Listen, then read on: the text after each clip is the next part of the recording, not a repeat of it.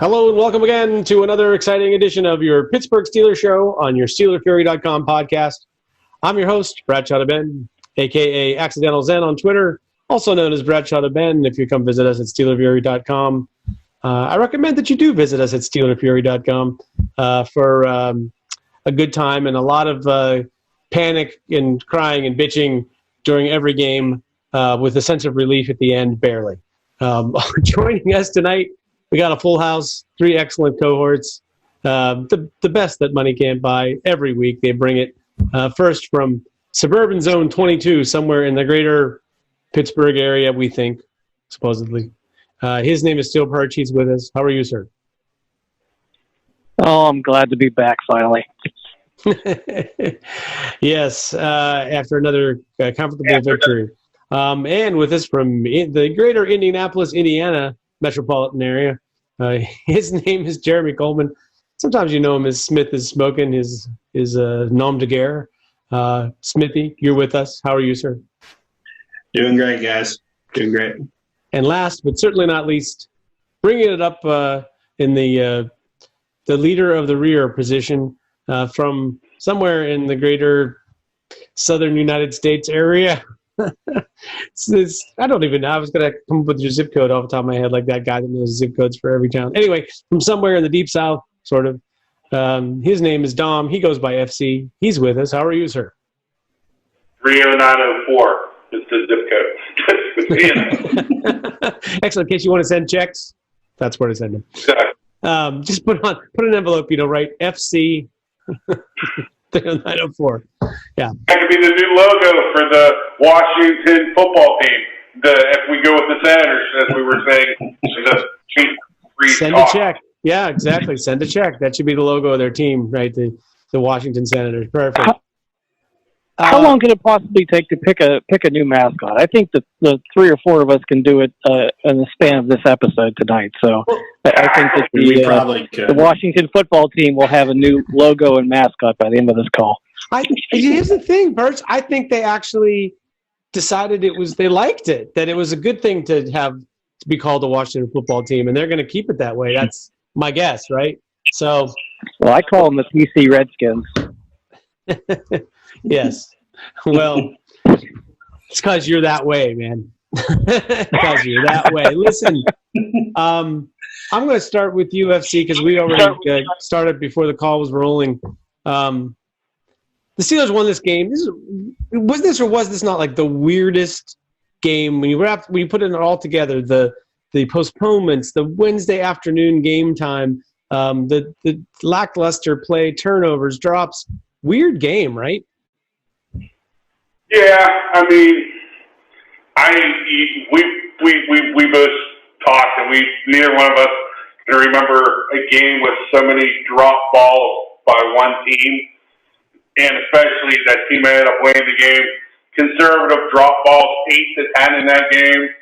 It's pretty poor, and even we didn't take many shots in the end zone every time we were in the red zone. We didn't think we threw the ball short in the end zone. It was just the running game was hit and miss. I mean, Benny Snell football, he made some plays. Got to give credits due. Ben's sort of 38-year-old legs came through because there was a couple times where I think he could have lingered and got the first down. I think he's saving it for the playoffs, which is great. I mean, I'm good with that. But, yeah, it was ugly. But the Steelers' defense, minus 4 or 5 plays, played outstanding. So, yeah, I mean, weird. Oh, go ahead. Sorry, bud. Weird game, kind of what you come to expect now from playing the Ravens. Yeah, I think that's part of it. Is styles make the match, and the Ravens want to turn everything into a shit fest. I mean, that's sort of like the bottom line. Perch, the defense. We were so close to being able to say that they had the dominating performance defensively they should have had against the team that the Ravens were able to field. But man, the two big plays sort of really left a bad taste in my mouth. How did you see this defensive performance based on what they were playing? Yeah, there was a certain safety involved in both of those plays, if I recall correctly. But, I mean, honestly, that Ray McLeod fumble, I think, was the difference between the Steelers winning that game by 20 or winning by, a final drive at the end of the game.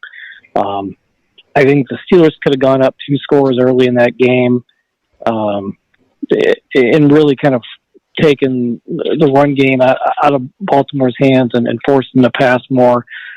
RG3 was not going to complete shit. He was not. He just, that pass game when he was in there looked, elementary. They had no real chance to push the ball down the field.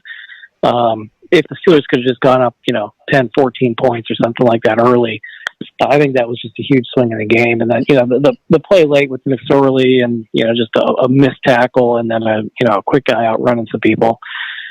That was kind of a fluke, but the Steelers seem to have, every time they get up big, every time it looks like they're ready to put a game away, they'll give up a 2-play, 80-yard touchdown drive out of absolutely nowhere that they don't do any other time the rest of the season. It's just maddening, but we know it's going to happen. All of us watching the games like, all right, here's where we fuck it up, and it happens every single time. And I feel like, maybe it's a little bit of, their version of sort of prevent, that they get kind of vanilla when they have a big lead. Which I'm not sure is a great strategy, but it seems to work that way. Aside from the Ray McLeod putting the ball on the ground, Steelers had at least 2, and I think actually 3 other fumbles in the game. They ended up not, losing any of the 3. But Jeremy, that begs a question for me. Why doesn't every team in the NFL practice ripping the ball out to the degree that Baltimore does in games? I mean, it's actually incredible what they do. Honestly, I've been wondering that long before this game, because I remember Charles Tillman doing it like a clinic for the Bears. And I've always wondered why it hasn't been taught that way. I mean, with the amount of turnovers that one player caused for Chicago all those years, and now, Marlon Humphrey's made a bit of a name for him coming through and punching the ball. I don't think it was him both times against the Steelers, but yeah, I mean, it happened twice, and it's just like, you guys, it's coming, and they're still carrying the ball down here all loose, and it just doesn't make any sense to me. It's like, that's what this Baltimore team is trying to do every time they tackle a ball carrier. It just doesn't make sense. But in fairness, Jeremy, Steelers were even holding the ball in some of those cases. It's like they, even when you're holding the ball, they almost get it away from you. So, I don't know. I feel like it's, maybe other teams are afraid to miss tackles. Like if I go for the ball, I'm not going to tackle the guy. Maybe they even get coached that way. I could see that. So FC, I mean, do we just sort of like shake this off as kind of an outlier, abnormal game? Because I can't help but feel that the postponements and not knowing when the game was going to be held. And I heard actually Terrell Edmonds' radio show today, and he was talking about that it was really hard to, not just the lack of routine for this week, but the not knowing, the uncertainty about when the game actually was going to be played, or even if it was scheduled, if it was going to be played. And even he said as late as Tuesday, until the Ravens got on the plane and flew, that they were told that nothing was a sure thing, and it wasn't even for sure that they were going to play the next day. So I guess my long-winded question is, with all the problems with the schedule and the week and the routine, maybe that was a game that we should. It was terrible, and we should just not read too much into it for the rest of the season. The biggest part is we won, beat the Ravens twice, pretty much locked on the division. I mean, it's a little bit early to say it, but pretty much locked on the division. But at the end of the day, the fumbles, we lost none of them. Mental mistake. Joe Hayden, cover 2, cover 6 shell, cover 2. He got Robert Griffin Jr. earlier in the game. Got the pick 6. Attempted the same thing when McSorley was in there. McSorley pumps, and Hollywood Brown scores. That's, people want to blame Terrell Edmonds, and I can understand that was Joe Hayden. Joe Hayden didn't reroute. Joe Hayden bit. Joe Hayden thought he was going to get our pick 6. Joe Hayden got burnt. And there was no reason to take that risk at that point of the game. That's the mental error. And the drop balls, And, the worst thing that obviously came out of this game is Alvin Dupree's injury. Yeah. I'm sure that. Yeah, I think you're right. It would be a lot easier to deal with all the other stuff that happened and be willing to say that maybe that's not going to happen every week, except for the injury, because there's nothing you can do to undo that. But, I guess I was saying, FC, do you think it's that everybody else seems to be judging the Steelers based on this game, that they're a pretender and they're a shell, and so on and so forth. But I guess, are you feeling like yesterday's game was more reflective of the team that they are, or was it the least, where would you scale it in terms of this, this is the reality of what this team is? What's 1 out of 16? Because, the whole point is the greatest thing about football is this whole shebang's going to be done on the field, not by media, not by media types, not by you, not by me, not by Shannon Sharp, not by Nick Wright, Colin Coward, Colin Dunlap. The boys underneath anybody, anywhere. This is going to be settled on the field by performance of the team. Am I concerned about the team? Sure. We lost 2 linebackers to ACL injuries. The offense is at times. Am I concerned? But we're the best team in the NFL right now. And it's another win. Chalk it up, and on to the Redskins, or the Washington Football Club, excuse me. It was inevitable. This, I don't know. This, how much do you read into this whole thing about, the Steelers? Is this like a decline in the level of play as we go on here to the season, that you're just due for a loss now because they can't sustain this, or how are you seeing it? The here's what people I don't think really understand. It's not designed for teams to go 16-0. Somebody wins a Super Bowl every year, and that team is never 16-0. And now that the Steelers are 11-0, people feel the need to shit on them, despite the fact that they've had their bye week taken away, played 3 straight road games earlier in the year, beat the Ravens twice this year, and people were predicting the Ravens were going to go 16-0, and they had the best record in football last year. Had basically their center scratched on game day. Just a bunch of the last game switched 3 different times. Stuff. Football players and football teams are creatures of habit. They're used to having certain days of the week off. Film day on a certain day, walkthrough on a certain day, practice on a certain day. This season's been screwed up, and for any team to be 11-0 through all that adversity speaks more to the talent and the will and the strength of that team. Now, we've all been Steelers fans for a long time. We've seen them go to 3 recent Super Bowls with Ben as a quarterback. In those seasons, they weren't blowing people away. That's what we joke on this show 15 times every week about how no matter what, the Steelers are going to have a comfortable win and win by 3 points.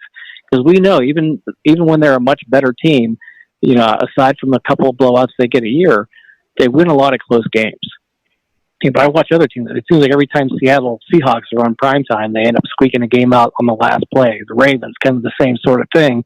It's just a parity league. Most spreads in most games are 3 and 4 points. It's how things are set up. And, when you get to the playoffs, you're playing other good teams.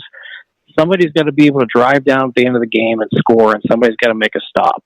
And you know what? The Steelers have more practice than both of those in any team in the league. So maybe that's a good thing. But they don't bloat. It's the way that they're set up. It's attrition football, play solid defense, play complementary on both sides. It's how they're set up. They're not going to go out and beat a team 50-0. They might go 16-0 and most of their games be decided by 1 touchdown. It's just how they're set up. It's their team. And Perch, you look at the teams that win a lot and win a lot of close games. They got a guy like Ben or Brady who at the end of the game, makes those plays that win the game. There's just whatever they need to do in that the end game, they figure out a way to get it done. And that it's uncanny how often those guys get it done, given the number of opportunities that they have. So I think that's a secret component here. It's like, let's not kid ourselves. When you have a quarterback that knows how to win those games in the end, you can sort of understand that Tomlin's strategy is not necessarily to make the games close, but he's not concerned about blowing teams out. He's concerned about doing whatever they need to do in that game to win, and not necessarily whatever they need to do to win in that game by so many points. But that brings me to the thing, Jeremy. If you play more to run up the score early, then you have a better chance of taking your starters out, and maybe Bud Dupree doesn't tear his ACL with 4 minutes left in the game. On a pass rush where if the game is still close and he's got to go for it. Yeah, I mean, I was kind of wondering the same thing late in the game. Why is Bud Dupree out there rushing Trace McSorley when the game's in the bag? It's like, why isn't this Alex Highsmith and Ola Adeniyi time? But yeah, I would like to see this team get more aggressive early in the game rather than trying to just make up the points as they go along. That's what it seems like they do every week. But I think that's one of the greatest mysteries about being a Pittsburgh Steelers fan is how do we put up with that? Yeah. Because it seems like we do it week in, week out, where, I mean, you and FC talked about how many drop balls we had this week that would have extended drives, put us in position for more points. I mean, even Ben's interception in the red zone was just like such a kind of a careless throw.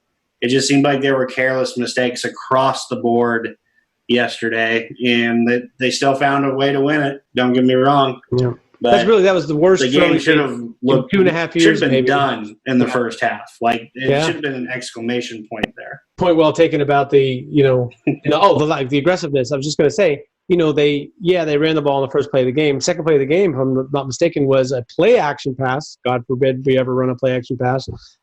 40 yards in the air, dropped perfectly, of course, into Chase Claypool's hands, and he dropped it. But it's like, if they run play action early in the game and drop a dime 40 yards downfield, that you kind of think that maybe that gets them started, and it's just, you can't afford to make mistakes, have some kind of a bad series to start the game or a drop or a mistake.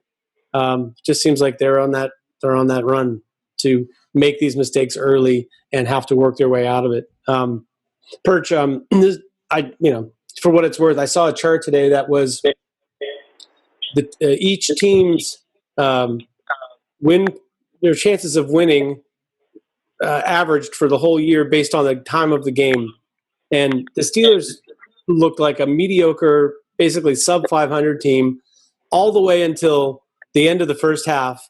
And then the beginning of the second half, they just had this big jump to suddenly they're like a good team. And then the last, 10 minutes of games, they're pulling away.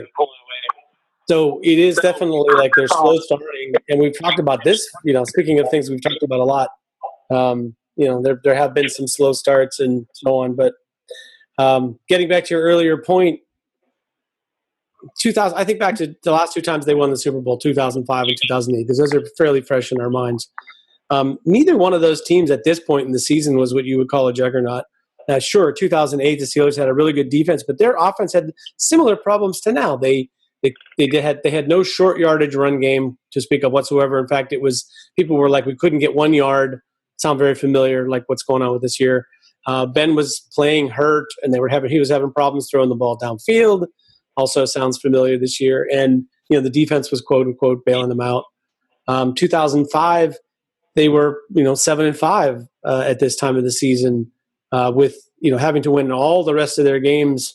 And, no one knew they were going to go on this big winning streak. So I guess turning this into a question for you, Perch, do you think it's possible that, setting aside what their record is right now, that the Steelers could go on a run here of good play, not just winning and eking wins out, but a run of where we feel better 4 games from now than we do right now?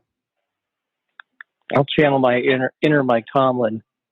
We do not care. I don't care. I don't care. All right, they got 3 games in 12 days. That's shit. You've got guys on the COVID list. Just get through them healthy. Win enough to get a bye week. I mean, not to give away the ending of the show, but I expect the Steelers to win a close game against the Redskins here this coming Monday. I don't think they're going to blow them away. I think the point spread's 8.5, and they're probably going to win by half of that. But I really don't care. Like I said, 2005, 2008, 2010, the last 3 times they went to the Super Bowl. Very good defense, tough to pass on, elite pass rush, a quarterback who makes plays at big times and key moments of the game in a diverse receiving group that probably lacks a superstar but has 4 or 5 guys that can beat you. That's the formula. And they win close games. So, Colin Cowherd rags on the Steelers and says they're not a Super Bowl team because they win close games and they do it ugly. Look back through the history of the franchise. It's kind of how they do it, So I don't care if they go out the next 3 weeks and don't have style points and blow teams out 40-0 and Ben throws 6 touchdowns. I don't care. Win the games, stay healthy, get to the playoffs, and keep if they go into playoffs and win every game by 2 points on the last second, I'm fine with that. Just keep winning. Yeah, hey, I wholeheartedly agree. FC, I'm going to give you the last word on last week's game, and then I'm going to give you the first question for this coming matchup. But anything we didn't touch on about this game you wanted to say? I think it's awesome. It's been overlooked by everybody, myself included, that we also were missing to it. It was pretty decent, pretty good player for the Steelers. And I really agree with what Pert said about, they don't care, and they really don't. They just want to win games, and that's what they're doing. And Colin Cowherd can go fuck himself. I think that's half of his job is to get people to hate him so they'll pay attention to him. Yeah. And so I pay attention to him. I'm not going to lie. I'll watch his show if it's on just so I can shake my fist at the TV. But, I guess New England should give back their last Super Bowl, the one, or maybe it was the one before that. No, it was the last one, where I believe there was a combined 9 points scored going into the fourth quarter. That was a pretty you win the game any way you can. If you can sing and dance and distract the sons of bitches and win, sing and dance and distract, but win the game. Yeah, fair enough. Speaking of winning games, something the Steelers have done a lot of this year, we got another one to try to win. It comes up right away because of all this rescheduling mess, and that'll be a matchup against the Washington football team, who Hirsch insists we're going to have a new mascot for them by the time the night is over. Maybe that'll be our last word segment tonight. I'm going to start with UFC in this matchup. One thing about last week's game we didn't talk about, but that I think is a factor in this game is Marquise Pouncey, of course, out with he went onto the COVID list, which I assume means he will also be out for Monday night. Now, J.C. Hassenauer, there's some things he does pretty well, but he looked a little lost in the blitz pickup and some other issues in pass protection, which got Ben a couple of hits, and I'm sure did not make Ben very happy. FC, how did you see this interior line situation? How do you see it going into this week's matchup with the football team? I thought Hassenauer played pretty well. Was there some communication problems with blitz pickup? Yeah, but there's that from time to time with Pouncey. Donald Martindale's blitz packages are pretty high level. He's had some success in this league. Their Ravens defense is pretty nasty. I don't care who they're putting out there whenever they get into their blitz packages. But that's not what the Redskins do. They're more, they use their front floor because they have crazy talent there. It's the strength of their team, and they rush the passer with their front four. And they'll come with occasional blitzes, but it's not going to be anything exotic. Hassenauer is also not going to be covered, so no, I'm not too concerned. Feeler, I actually think he might be a better right tackle than left guard. I don't think he's a body mover where he's just going to, root a guy out. I thought the Castro actually played really well at times against the Ravens. He really took it to Ellis. Seems a large specimen. And I've been rough on the Castro at times this year. I thought he looked solid in the run game. So, missing Pouncey's huge. And I don't expect him to play Monday night either. I expect he'll still be out. But when they get the 5 guys together and, with the Castro being pretty healthy, I imagine this time off from COVID is going to really help Pouncey in that foot, which is, I think that the offensive line era is pointing up. All right. Well, this is good. Perch. One thing the Steelers have had this year is very quiet play from their tackles in pass protection. They haven't got a lot of holding calls. There haven't been a lot of edge pressures. Seems like they've been doing a pretty good job.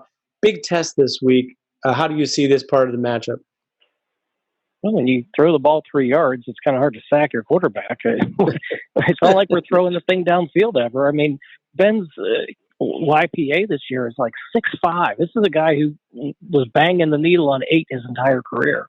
One of the best things he did was just throw for, large amounts of yards per attempt and high completion percentage and push it down the field and make big plays. And I don't know. I mean, they're spreading people out, going 5 wide, and throwing the ball basically to the line or a couple of yards. I mean, the thing that really aggravates me is you're down in the red zone and you're throwing everything 3 yards short of the goal line, or on first down, third down, 3rd and 5, we're going to throw it 2 yards and hope we can outrun people. Sometimes you got to throw it beyond the sticks. It's just, but I tell you what, while we're talking about it, let's give Ben credit. I mean, he's basically got, the large majority of his career where he's played like Brett Favre, and his last 2 or 3 years, he's Tom Brady. I mean, I can't think of another quarterback who's dramatically changed the style of their play from backyard football, escape, chuck and duck, improvise, throw the thing down the field the way that Ben used to, disciplined, quick, get it out of your hand the way that he is now. So it's, I don't think anybody gives him credit for that. But, yeah, as far as our tackles, I mean, they faced some big-time pass rushers all year, but they really haven't had to protect too long. They've done a great job. I mean, neither of them have really given up much pressures or, like you said, gotten holding calls. But like I said, if you're throwing the ball, Ben's getting it out in 2.5 seconds, you could be Lawrence Taylor in his prime against a running back, and you're still not getting home. Yeah. Well, and I will say this. Sometimes I think you look at these games, and I mean, I'm thinking, Jeremy, also of the last pass play in the last week that Ben threw to James Washington. Similar thing I'm about to say. When you look at it from the angle that television shows you, you don't really get a sense of the depth. I think actually every time I see a picture or look at all 22 of the Steelers pass protection, man, Ben has a lot of room to work with in there. Not even just on plays where he gets rid of the ball in 2 seconds, but even if he got he's hanging on to it slightly longer. I feel like he's got a pocket that most teams would die for. It doesn't get collapsed as much as most teams get. And I think the same with that, the Washington play where it was like from the television angle, it just looked like all those bodies jammed together. But from Ben's angle, he saw a guy in front of him to throw it over, and he saw a linebacker behind James Washington, and it seemed easy to him maybe. I don't know. What's your take on this, the situation with Ben's protection, and particularly this game? Well, Perch made a great point. Ben's obviously not taking the deep shots like he used to, getting the ball out in 2.5 seconds. I mean, it seems like every game I watch with the Steelers, that's one thing that gets brought up every time by the media is that he's getting the ball out so quick. I mean, how do you get to the quarterback when you're doing that? I mean, I remember being so frustrated for years not being able to get after Tom Brady because of the exact same crap.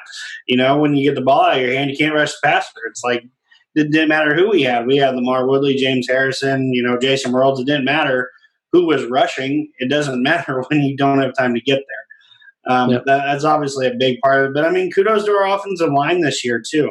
I mean, they've kept Ben unsacked for a large majority of it. I mean, there are games where – believe it or not, his jersey comes away clean, and we used to not even know what that looked like. No, it's true.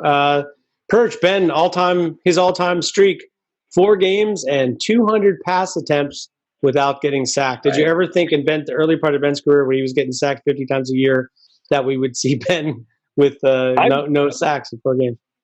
Yeah, I was kind of halfway rooting for him to break the Brett Favre record for most sacks in a career this year. I kind of figured it would happen this year or next. And heck, Brady's even gotten past Ben. So I think Ben's in like 3rd place now. He just tied Elway or something recently, if I remember right. But Yeah, I mean, it's amazing.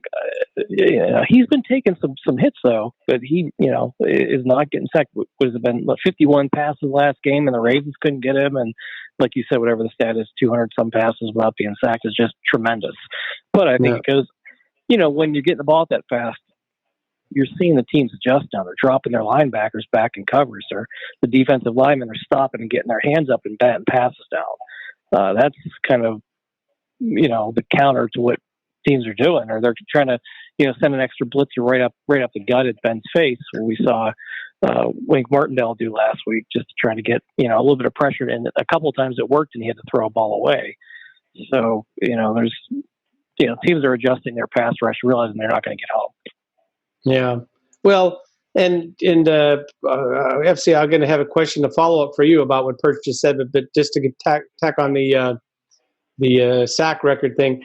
Ben, like I said, 4 games, 200 pass attempts right now without a sack. The record is, as far as anybody knows, is Marino, who I think went 19 games, if I remember correctly, or 14 games, and 765 pass attempts without getting sacked. That's like Andrew Luck, I think, is the last guy to do four games without being sacked in 2016 or something. So it's still, even getting to 4 is kind of amazing, but imagine the Marino record is insane, man. Ben's not even a third of the way there in terms of the pass attempts, FC, the follow-up purchase question I'm going to give to you is, if teams are going to sit on those short passes, should that not open things up a little bit for the run game? And if so, but they weren't terrible yesterday running the football, but it just seems so pedestrian. Like they aren't really incapable of getting chunks. What is going on? We talked about the offensive line before, but at some point, running backs have to have some accountability, don't they?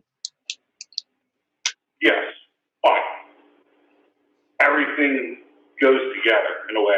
If you're not taking the top off at all, throwing the ball, you're not throwing the ball vertically, you have defensive backs sitting down on routes. You have safeties that are starting to play out of the box, that their first 2 steps or forward into the box. So a 6 or 7 man box could quickly turn into a 9 man box when you have a corner up and bump. The other side, maybe in cover 2, you got this, strong safety stepping into the box, free safety bailing out, and both backers, with all 3 backers, stepping up and attacking line of scrimmage. You're not going to be able to throw the ball or run the ball against that. And throwing the ball short, you're going to do what the Steelers are doing. What I think that the Steelers, I don't want to say are saving, but what the Steelers will do when needed, and probably don't want to put something on film yet, is double moves and, vertical routes to how many vertical routes have we ran to a inside slot receiver, meaning Deontay Johnson? Whenever he runs vertical routes, they're on the outside. Juju Smith-Schuster, same thing. Claypool has run 2. I believe he scored on both. I think that the Steelers will show a vertical passing game when they really need to, and I don't think they felt that they needed to. And with Baltimore, if you do that, you can get banked killed, because I think they fear Baltimore's rush. I think they fear just the atmosphere of the game. No matter what happens, those 2 teams are going to end up playing rock and talking football, and it's a unique battle in of itself. And we do have tendencies to the New England Patriots offense now, because it's been the most successful thing over the last 15 years in the NFL. And, copying it is, it's smart, and it's fine. I have no, if the Steelers catch the ball 8-10 times, I think Ben ends up with 41 completions. So we're talking about like 41 out of 52. The one stupid interception, which we could all get by, and the short passing game has become our controlled run game, and but I think the vertical passing game's there. The talent's there. The guys just have to catch the ball. And, the Steelers, I honestly don't believe they want to put a ton of things on film. Sure. And think about Ben's YPA, yards per attempt. Basically, if Deontay Johnson and Chase Claypool just catch the 2 deep balls that were thrown that were in their hands, or for that matter, James Washington in the corner of the end zone, same thing. his yards per attempt would look a lot more like the old Ben Perch. But what's your take on the running game? I know I seem to be asking FC to explain, but are you thinking that they need to try something different in terms of who's the starter? I mean, what would you do if you're working with the guys that you have there? Would you bring in a new guy? Would you use the rotation differently? How would you do things, Bert? Well, I'd point out it's kind of hard to run the ball when you don't have a running back on the field, or at least in the backfield. I mean, look, every time we're down there in the red zone, it's like, all right, the running back's lined up out wide. Guess there's no play action. Guess we're not running. I mean, it's just everything is spread. It works great between the 20s. Okay, I'm not complaining about the whole spread them and throw it. I like it. When you get down inside the 20, I've always thought at least have a damn running back to have some play action to get people honest. And so they're not just all dropping in coverage. And it's not like we have a quarterback. And unfortunately, you guys mentioned about Ben running before. There are some huge lanes. I mean, 1st and 10, and I mean, he could run up the middle as slow as he is for 6 yards and take a seat and not have anybody get a hand on him. There's just so much space there. So what that tells you is everybody's dropping into coverage, and it's making those lanes that much harder for him to throw the ball down the field. But I don't understand. We praised the running game earlier in the year. Some of the wrinkles and the motion and stuff they put in, and James Conner was averaging, for the first 6, 7, 8 games, 4.6 yards per carry, and they were effective when they needed to be. It wasn't carrying the team, but it was complimentary. And they've completely gone away from it the past, 3 or 4 games. It's just gone. I mean, under 50 yards a game. What was it, 3 games in a row that they won? And they didn't run too much with Benny Snell the last game. But you've got to have it in there somewhere. Like I said, especially down in the red zone, 1st and goal from the 7 or 8. Mix a run in there somewhere. Get it, and then when you're down to the 3, 4, 5 yard line, how about throwing it actually into the end zone and not to the 2? But they had 3 or 4 drops in the red zone. And you guys pointed out before, just the receivers in that game, and Ebron the Ravens knocked a couple out. Fortunately, the fumbles that they had knocked out went out of bounds. But I don't know. The whole offense it's frustrating. Yeah, I mean, I guess I'd just say, Jeremy, that they did actually, they have been scoring. Aside from yesterday, they've been doing really well in the red zone, and they have, in fact, been running it in the red zone. I think they even did a little bit yesterday, but it just feels like that formula of spreading them out to identify the matchups and to keep teams from blitzing you is all well and good, but if you don't finish the job, it ends up looking pretty ugly because if you have drops, suddenly you're turning the ball over quickly. If you don't score in the red zone, people are going to blame that on, not being able to use the run game and so on. So it'll look bad if it doesn't work. When it works, maybe, it still doesn't look pretty, but they've been scoring. They're even still now, even with yesterday's game, I think they're still in the top 6 in scoring, maybe even top 5 still. I don't know if there's a question in there really, but what would you do differently? You still going to trot out James Conner for 90% of the carries, or do you like something different? Well, I'm going to kind of build off Perch's answer there. I think he said something that is important there, is that when we trot out there in 5 wide, there's not even a threat that we're going to run the ball, and I always believe that you should have the defense thinking that it could be a pass or a run play. I've never been the one to sell out and say, oh, this is definitely going to be a pass. Should at least be making defenders think there could be a run on this play. But I'll get off my little rant there. Well, what I think this team is missing right now is the fact that you can throw the ball to a running back out of the backfield. Tom Brady has made a career out of throwing the ball to guys out of the backfield. I mean, James White won him his second to last Super Bowl by throwing to a running back out of the backfield. I feel like we have guys that can do that. James Conner has been effective as a check down back.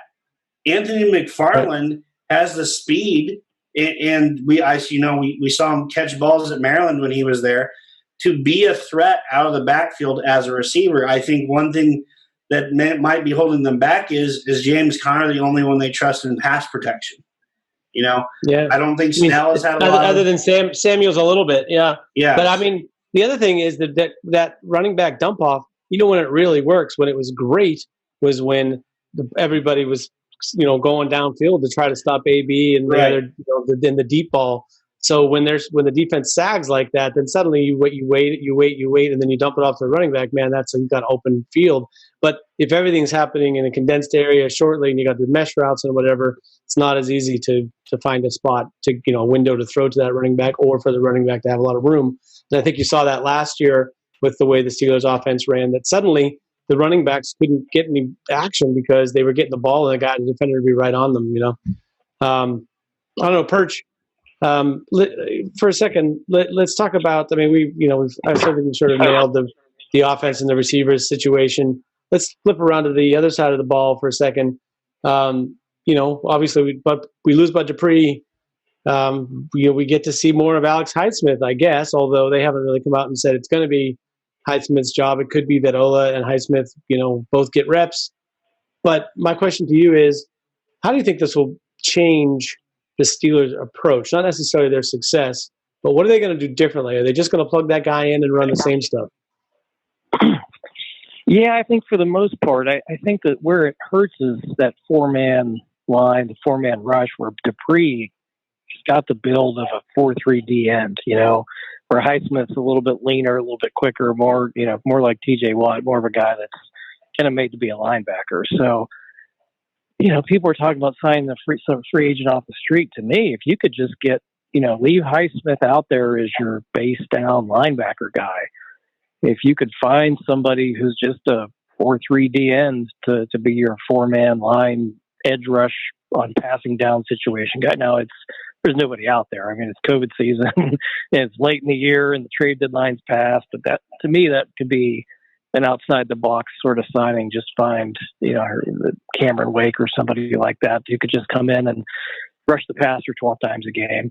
But other than that, I think they're just going to do what they do and roll with the guys they have.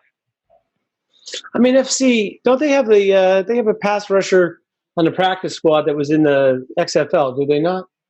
Yeah, not Fashion. They do. Elliott, correct? Well, J-Ron Elliott, but I was thinking about they have a guy that was I think he played maybe at Notre Dame. I'm looking through the list right now. Yeah, name escapes me as well right now. I know you're speaking about. Well, I think that if the Steelers get to the point where they want to go with a four-man D-line look, I wouldn't be surprised to see them go this, maybe, as funny as it sounds, maybe it's like Cam Hayward and at the defensive end where Dupree was, and maybe they go with Tyson Alu inside. Maybe it's more place for Mondu, who continues to Hey, I'm in the Southeast. That name's Mondo, baby. I got too many in Louisiana. So if he doesn't know how to pronounce his own name, it's not my fault. No. Right. And I do expect, Highsmith and Ola, are we going to be as good as when we had Bud Dupree? No. But, next guy is Tomlin. Next guy got to step up. And I don't think they're going to do humongous things to change the scheme. But if they're having a problem setting the edge, I wouldn't be surprised to see some cover 3 Seattle type looks from back in the day where, that power end, that Michael Bennett, type of role would be filled by Cam Hayward, where, you play in the tight end side and you're just going to have TJ Watt rushing short off the edge, which is hell on wheels. That's TJ go hunt, and that's what he wants to do. So, no, I don't expect humongous changes. Yeah, Perch, is it Devin Taylor? I'm trying to think. I know they signed somebody that's a 4-3 DN. Yeah, I don't remember. Devin Taylor's Kentucky. He's actually an Augusta kid.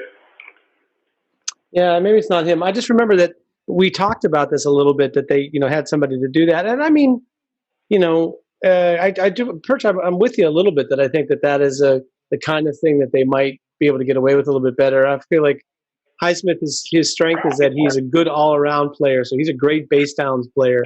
I'm not sure he's a guy that, on third down is really going to go get it. But, I've been wrong about this kind of thing before, for sure. FC, do you think there's a chance that Avery Williamson can do some third down blitz work to try to fill the void a little bit? Possible, but not likely. I think that they're going to. I think they're very content with what they have. I think they're high on Highsmith, and Ola's shown ability to rush the passer. So I think that they're going to eat up those downs. I don't think the Steelers are going to do much to change much on 11-0 team. Yeah, fair enough. Perch, in terms of Alex Smith in this game against the football team, seems like to me that Alex Smith, he looks great in terms of compared to what happened with his leg injury where he was a couple of years ago. It's amazing what he's doing, actually. I can't knock him for anything. And he has put a little spark in this team. They pretty much destroyed Dallas on Thanksgiving. But it still seems like Alex Smith is, who's never a guy to really throw the deep ball. And now he's got this short game. I'm wondering if, the Washington running game and the short game of Alex Smith, if that's enough to really put up points against the Steelers defense. How are you seeing this matchup in terms of Alex Smith and the run game for Washington? Yeah, to me, if the Steelers stop the run game, they're going to kill Alex Smith. They've always had a lot of success against him. He doesn't have great complementary receivers. I think Terry McLaurin's been a real good receiver the last couple of years. But outside of him and tight end Logan Thomas, they don't have a whole lot. They dump it off to the running backs a little bit, dump it off short. I think if the Steelers stop the run game, they're going to get after him. And the Washington offensive line is not real stout either. They've given up a shit ton of sacks, 35 sacks this year. Even without Dupree, I think the Steelers front seven should have their way with them. So to me, it's just all about stopping the run, which they should be able to do. I don't think the Washington run game is that dynamic. And hopefully, what we talk about every week, get a lead early, score early, don't ease into the game. If you could put this team behind on the scoreboard, there's no reason not to win. The only games that they've won this year are against teams with 3 or fewer wins. They beat the Cowboys twice, the Bengals, and the Eagles. So every time they played a team with a winning record, they lose by like 15 points. They looked like world beaters on Thanksgiving Day, but I don't know. It's a bad team. You're playing at home on a short week and under weird circumstances, and who knows who we get back from the COVID list, but they need to put a beat on this team. And I think Tomlin seemed pretty salty after the game. A lot of the players were upset they didn't blow Baltimore out. They're hearing about it in the media. I think that they're going to come out and put one on them and still nearly blow it and win by 6 at the end. Yeah, it definitely feels like a get-right game, especially when you listen to Tomlin and Ben after the game. It just makes you think that, they are, for a team that's 11-0, man, those guys were salty. Sucking, Tomlin's quote blew me away. Jeremy, the running, I don't know. I think, how I was into Antonio Gibson before the draft, and I thought, particularly for a team like Pittsburgh, he adds some speed because they don't have necessarily that much speed at any position, not enough really. And I was like, I think he had a touchdown every 13 touches or something in college, maybe even fewer touches than that. And I was like, even if it gets to the point where he only has a touchdown every 20 touches in the NFL, and you have him returning kicks and being a running back and catching some passes, guy's going to score 10 touchdowns, like just showing up, basically with his skill set and speed. And they haven't even I think my estimate might have been low because I think he's already got 10 or 11. But the question I was going to have for you is, they take him off the field on third downs for McIsaac. And I although that kid's a pretty nice receiving back, I don't understand for the life of me that you're taking a guy who's, he's basically like a Juju-sized receiver with Percy Harvin type speed and skill, even faster than Percy Harvin, and you're taking him off the field on third downs. I don't understand. Do you have any kind of insight into why Washington is using Gibson as like a running back to run between the tackles? The only reason I can think they're doing that is to try to maybe manage his load. You know, he is the only running back on that roster. Peyton Barber gets a few carries here or there, but I mean, you know, his glory days are behind him. You know, he's just a veteran presence there. I mean, McKissick is a nice back. He's dynamic as a receiver. He's super slippery. I think he could be kind of an X factor this week against us, just because he's such a good receiver and could really create some mismatches with our linebackers. But I mean, the entire offense for Washington is Terry McLaurin, Logan Thomas, J.D. McKissick, and Antonio Gibson. Just those four players. Depth is horrible. I mean, behind them. Okay, so Perch, as a continuation, all the more reason we want to bring McKissick into the game on third downs. Great. Why not move Antonio Gibson to wide receiver? Who you're taking off the field that's better than that guy? Like, you have Terry McLaurin and you put Gibson on the other side and let him run, you know, fly patterns. It just doesn't make any sense to me. Do you have any insight into this? No, nothing worthwhile other than what you just said.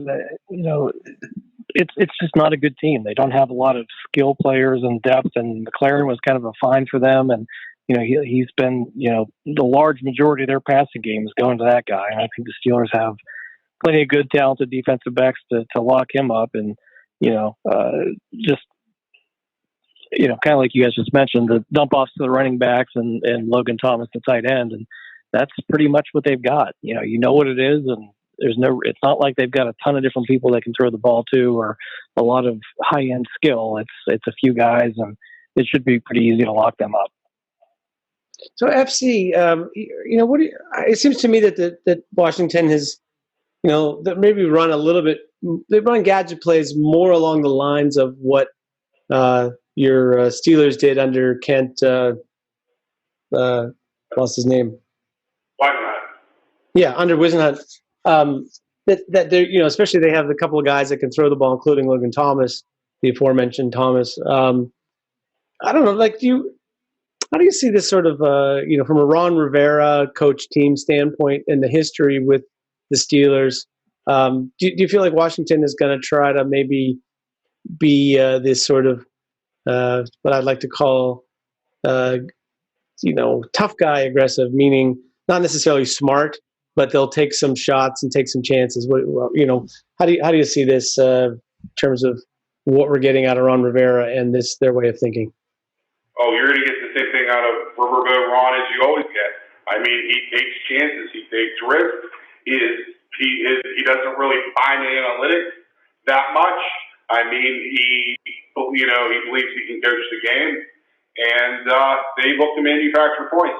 I think Terry McLaurin is probably a top 5 wide receiver in the NFL in his second year, meaning rookies and second year receivers. I don't think you can really come up with 5 guys that you would say that I would definitely take over him. And if we have a pretty nice young wide receiver crop out there, he's fantastic. Great route runner, great technician, good hands, great speed, blocks. The reason that you have J.J. McKissick in the game and not Antonio Gibson on third downs is because Antonio Gibson is probably one of the worst players I've ever seen in pass pickup. It's a big reason why the Washington Redskins have allowed 36 sacks. He is dynamic, but he is a vertical player that runs upright. He almost got ended Thanksgiving. I don't think he's going to have a super long career. He is a super athlete. The comparisons to Christian McCaffrey, he's bigger. I understand that, but he just doesn't. Christian McCaffrey knows he's a small guy and he knows he has to get down his face a lot of times. Antonio Gibson doesn't. He's a big physical guy, and he wants to play like a big physical guy, and that is not a very good way to approach Vincenzo Williams. Avery Williams is a hell of a hitter, and I really like me some Robert Spillane. I mean, he laid the wood a few times against the Ravens. So, yeah, I expect Riverboat Ron to take as many chances, fake punts, double reverse passes, every single thing. He wants to ruin the Steelers season. He's going to do everything in his power to ruin the Steelers season. Sure. And I mean, you know, to be fair, they're in the hunt for their division, you know, for their playoff spot. Looking at the schedules, you know, maybe Philly still has the best shot at it, but who knows who's going to get out of that team. Washington playing a little better, and they're right in it. They're only a half game back, I think. So, yeah, like I get it. It's sort of like if you're Ron Rivera, you got pretty much nothing to lose in this game that no one thinks you're going to win. And as just last word from me on Antonio Gibson, yeah, the pass protection is a thing, but it's like, I don't really understand. Even they have this vision. They really see him as being, a traditional running back. I think that's the thing. It's like maybe you can train him to do that, but I'm not sure that's the best use of the guy's talents. He's like you said, he's a vertical player. Put him in the slot, give him some end arounds, throw him the ball downfield, where he's going to outrun people. Anyway, listen, let's table this for a minute, and we'll pick it up with our predictions for this week's game, the Steelers matchup against the Washington football team in just a minute. But first, it's time for our illustrious pick segment, brought to us by Sports Shit, where you can find your finest Pittsburgh Steelers and all NFL team swag, koozies, dog sweaters, shirts, sweatshirts, anything you can think of can be found at Sports Shit. It's also brought to us by Ron Riveron. The legendary Gene Syrup. And we'll go with Mike Curry once again, because their explanations of these horrible referee calls at times are really boggle me. Yes, I think that's fair. I think they boggle everybody, to be honest. They don't even. I'm not even sure they understand each other's explanations. So, and those guys are experts. So, I'm not sure how you can. I'm not sure how they can rule on the field without contradicting themselves mid-game. Seems like that's the case. Hey, some new. There's a new shirt. I got a couple new shirts at the Sports and Shit, but I think you'll like the one that's like bitch, complain, suffer and win. That I think that's a pretty good one for Pittsburgh Steelers fans, especially this week. Very appropriate. Listen, guys, we'll have just kind of a short kick segment this week just to keep us on time. I'm going to start with UFC.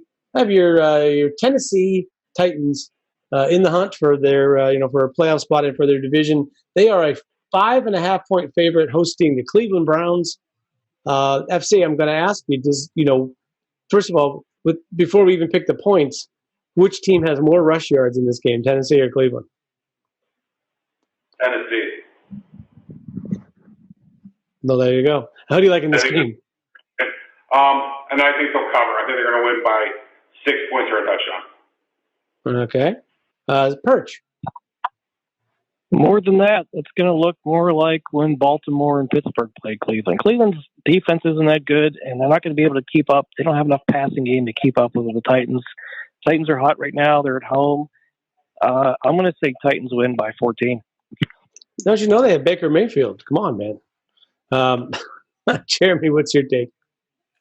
I'm definitely taking the Titans. This is the time where Derrick Henry starts to really ramp up, when the cold weather hits. No one wants to tackle that guy when it gets cold, let alone when it's warm. This is when he's gone on his runs the last few years where he's challenged for the rushing title. I expect him to get that this year. I expect him to roll all over Cleveland. Definitely taking Titans in the 5. Yeah, I'm also going to take the Titans. I just feel like it's one of those games where Tennessee I keep saying it all year. Yeah, they're capable of losing to anybody on any given week, like most NFL teams are. But I also feel like they're a team that's better than they necessarily appear on paper, much like the Steelers. I think Tennessee is a legitimate threat to at least cause some trouble in the AFC playoffs. Rams, the Los Angeles Rams, are a 3-point favorite on the road at Arizona. Jeremy, I'll start with you. What do you think about this game? I'm going to go Arizona with that. I think Arizona came off a disappointing loss to New England. They definitely missed on some opportunities. Kyler Murray didn't look as good as he had been in the previous weeks. I think this week Arizona gets back on track. They win that ball game. Perch? Kyler Murray doesn't play that good against good defenses. The Rams got a pretty good defense. I think that the Rams go in there and win the game. And FC? This is a tough game because you just don't know what you're going to get from the Rams. They are such a helter-skelter team. I'm going to take the Rams because I think that Robert Woods is going to have a big game. For some reason, I just have a feeling. So I'll take the Rams I'll lay the points on the road, unbelievably. So, yeah. Nice. I'm sneakily going to take the Rams in this game as well. First of all, I think Kyler Murray, there's some talk that he's playing injured right now. He doesn't look quite as dynamic as he did earlier in the season. But in addition to that, as Purge said, man, the Rams shut down Russell Wilson, and their receivers, who I think are a better lot than what Arizona's got going, and he's a better quarterback than Murray. So my guess is the Rams win this game and cover. One last one, a quickie. Buffalo on Monday night. It's the other Monday night game. Buffalo is a 1-point favorite at San Francisco, except for it's really in Arizona, which is funny because it's also in the same stadium as Rams, Arizona the night before. Now, hopefully they don't have to reschedule that thing, or they got a real clusterfuck. They'll have an actual doubleheader. They have to reschedule that game to Monday. I'll start with UFC. Who do you like in the Buffalo at San Francisco playing in Arizona? I'll take the Bills. I'll lay the point. What a fucking stinker this is going to be, though. I'm not a big fan of the Bills, and I don't buy into them. But San Francisco is just still a team that's a mess with injuries and COVID and travel. So, yeah, I'll take the Bills. How about you, Birch? Now, you talk about helter-skelter teams. The Niners, they look like one week they can beat anybody, and the next week they get beat out by the Dolphins by 27 points. So you don't know what you're going to get. 3 losses in a row, then they come back and upset the Rams. The Bills are the better team. The Bills should go in and win. I'm rooting against the Bills, so I'm going to take the Niners in the upset. Nice. Attaboy. I would love to do that, except for, I don't know, I just feel like your backup quarterback, even San Francisco got a pretty good one, but that's the nature of the beast. It's like some weeks they're going to look unstoppable when it's a good matchup for them and they have a good plan to make some good plays, and then other weeks you're just like, oh, that's why that guy's the backup. I kind of think this is one of those weeks where it's like, oh, that guy's kind of the backup, and more importantly, I think the wheels of Josh Allen sort of negate the pass rush, which is a thing that San Francisco depends on defense to win. I'll take Buffalo to win a close game. I hope that you're right, Perch, that San Francisco wins and covers. But that's how I see that. And, so much for our around the league pick segment. I noticed we managed to get all the way around that without talking about Roger Goodell and the way that this rescheduling was handled and letting John Harbaugh have his way with him. But, I actually, last week, I said I was going to try to be less negative on this week's show. So I'm going to let it go at that. Congratulations to John Harbaugh to getting your way. I'm sorry you couldn't come out with a win. That brings us to our 5-star matchup. It's our 5-star matchup because the Pittsburgh Steelers are playing in it. And that's your 11-0 Pittsburgh Steelers. No matter what else takeaway you want to have from the game against the Ravens, they got the dub. And that gives them 11 of those on the year, which is more than anybody else has. But in this week's matchup against the Washington football team, the Steelers are, at the moment, a 7.5-point favorite over Washington. What do you think happens in this game, Jeremy? Well, I think this is – we kind of said it earlier in the podcast. I think this is the game that Pittsburgh comes out and looks sharp after Mike Tomlin called yesterday's performance a junior varsity type game. There's a lot to clean up. I think this team has a lot to prove coming off a very shaky win in a game that should have been an absolute blowout by halftime.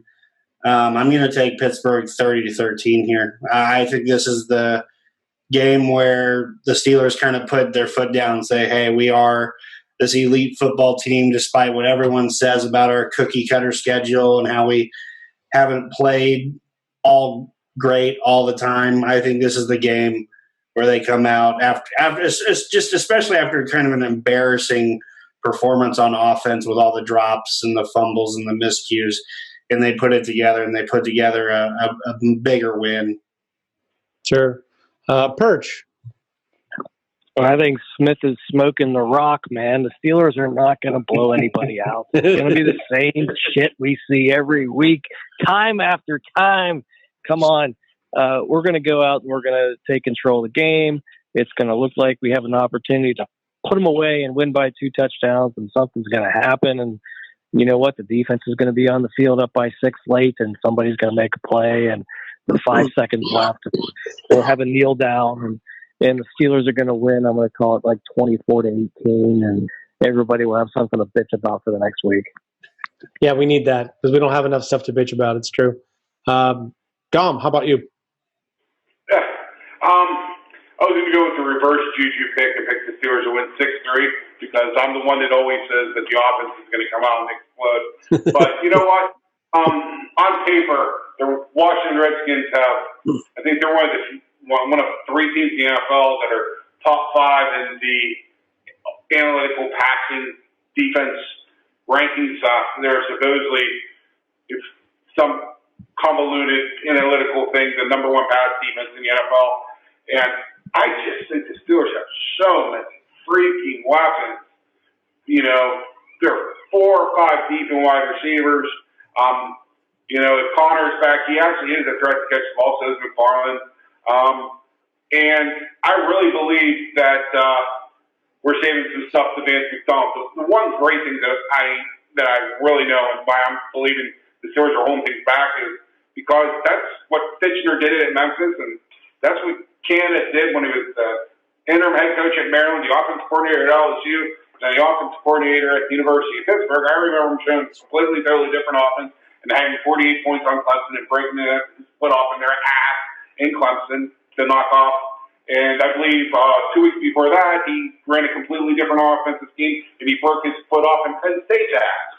So I do believe in this offense, and I think the Steelers are going to win this game 35-13, and it's going to be passing, and all of our directors can kiss my fat ass.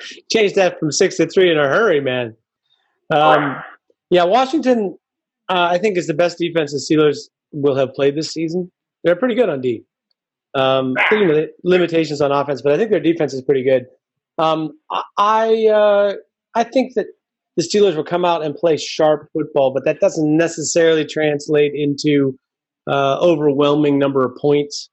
I think they would rather, win the game with some, a little bit of breathing room, but not necessarily worry about getting into a track meet with Washington.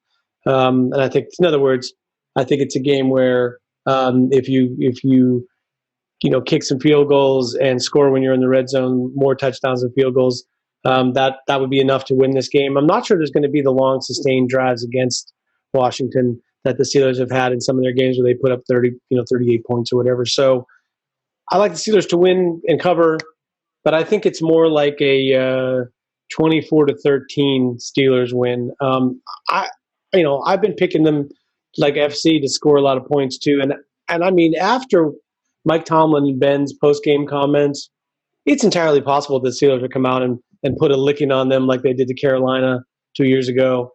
But if that's the case, no picks that any of us have are going to make any sense because, when they score 51, no one's winning points for that. Nobody is taking credit for saying they'd score 38 and they actually scored 51, right? So, yeah, that's always a possibility on a week coming off a really disappointing performance where, they're going to come out and try to prove themselves as being a better football team. But I'll take a win, 24-14. Get out of town with that victory and try to make it 3 and 13 days the following week. And speaking of the following week, gentlemen, thank you very much for a great show. Jeremy Coleman. We're going to do last words. What am I saying? Well, I forgot to give you your last chance. Last word, Jeremy, and I'll let you, as part of your last word, give us a proper sponsor, nickname, mascot for the Washington football team. Yeah, that's right. We've got to come up with a mascot here by the end of the show. Forgot about that. I'm going to talk about the Big Ten football conference here real quick. There's a lot of word that Michigan or that Ohio State could be missing a game here down the crucial stretch to qualify for the Big Ten championship. Word in the Midwest is that Barry Alvarez came out today and said, we may have to relook at our rules if Ohio State isn't going to get there. So it sounds to me like Ohio State is sure giving is sure getting the conference preferential treatment here, and that they will be in that game even if they find a way to not play one of their last 2 remaining games here. Pains me to say that because I'm a Hoosier fan, and the Hoosiers would actually be playing for their first Big Ten championship since 1967 if they were to stick with the rules. Yeah, I know it's been a while.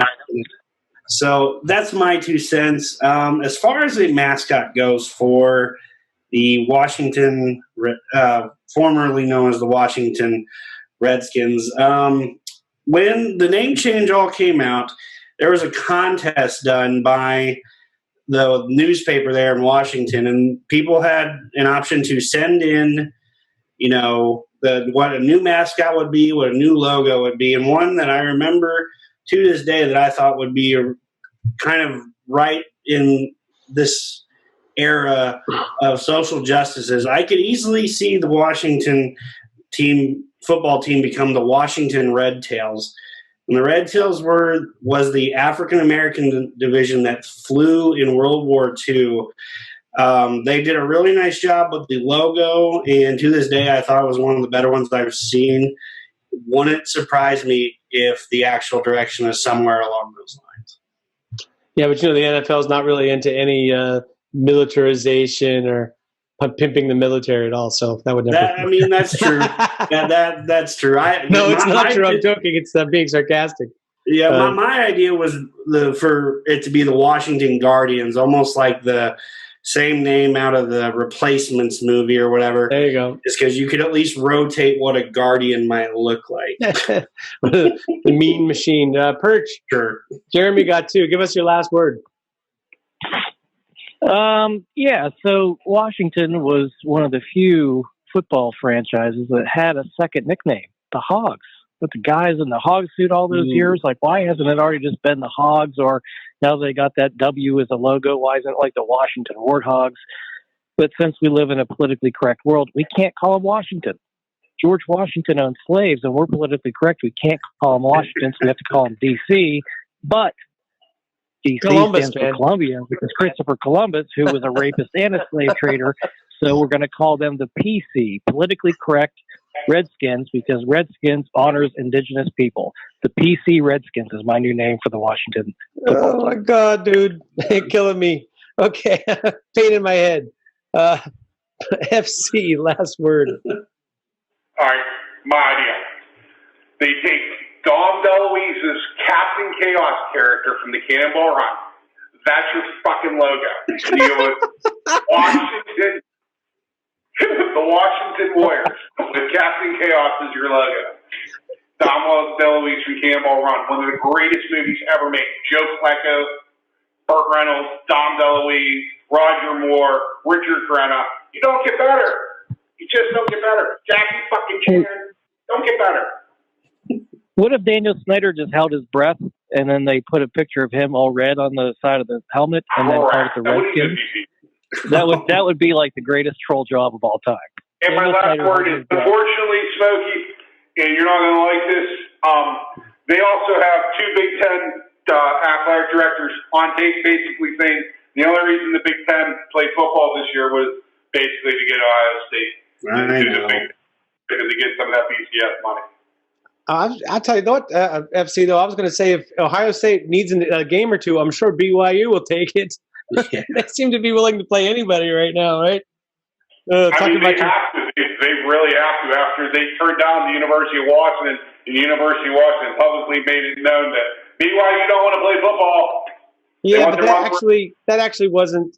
Washington painted it that way, but that isn't exactly what happened. I don't fit it either. My last word is just about the this football season. It's like, we all got bent out of shape last week about all the postponements and all the guys going on the COVID list and Marquise Pouncey, and we're supposed to blow out the Ravens because they, have so many guys out and blah, blah, blah. It's like, man, we got to remember that having a season period was totally in doubt as of, even as recently as 2.5 months ago. And the fact that they've sort of managed to kind of get through it unscathed to this point. I'm talking about the league as a whole. is pretty amazing when you think about it. And that the Steelers, on top of all of that, are leading the pack and having an all-time great season for them during the midst of all this. It's like, hey, let's dial it back. Try to be thankful. Try to remember what we got going for us. Try to remember that life is good when you're a Steelers fan. Even when it doesn't go perfectly your way, it's still pretty damn good. As for the Washington football team, I just thought, there were so many of these, team names that end in plural, with the Steelers, the Eagles, the Bears. And I like this idea, with the XFL, some of these teams before that, gotten their names without being a plural, and they try to be cute about it and whatever. But I think the Washington nickname should be the Washington Graft, because then you could play do-do-do, do-do-do, do-do-do, it'd be like, who's that bad mother? Shut your mouth, Washington Graft. All right. Beat that joke to death. Gentlemen, Jeremy, Steel Perch, FC, all of you listening, everybody at SteelerFury.com, and all of you jokers from the internet, thanks for joining us tonight, making a great show out of it. And on behalf of all of them and all of you, my name again, Will Massasak, also known as Accidental Zen on Twitter, and Bradshaw to Ben on the illustrious SteelerFury.com. Thanks again for a great show and joining us. And I'll talk to you all next week after a fantastic, fabulous, great Steelers victory. I'm Bradshaw to Ben saying, go get them, Steelers. Go Stars. Here we go.